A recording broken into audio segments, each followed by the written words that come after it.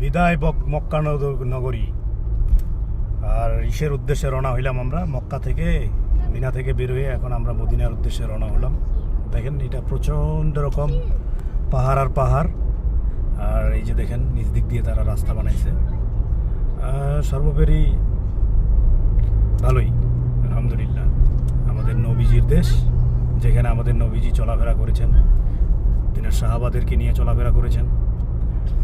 এখন আমরা আসছিলাম উমরার উদ্দেশ্যে। উমরা সফলভাবে সম্পূর্ণ হয়েছে। এখন আমরা যাচ্ছি মদিনাতে। মদিনা থেকে যদি আমাদের সব কিছু ঠিকঠাক থাকে, আল্লাহ যদি কবুল করেন, আবার যাবো জেদ্দাতে। জেদ্দা থেকে ইনশাআল্লাহ পরের প্ল্যানিংটা আমরা আবার পরের ভিডিওতে বলবো ইনশাআল্লাহ।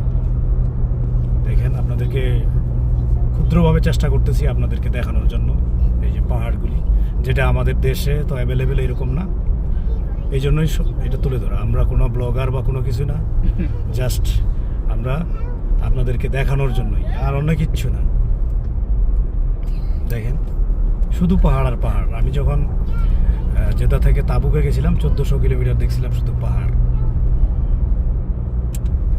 ওন ড্রাইভিংয়ে আমি নিজে ড্রাইভ করতেছি। আমরা আসছি কাতার থেকে, গাড়ি নিয়ে আসছি আমি কাতার থেকে ড্রাইভ করতে করতে।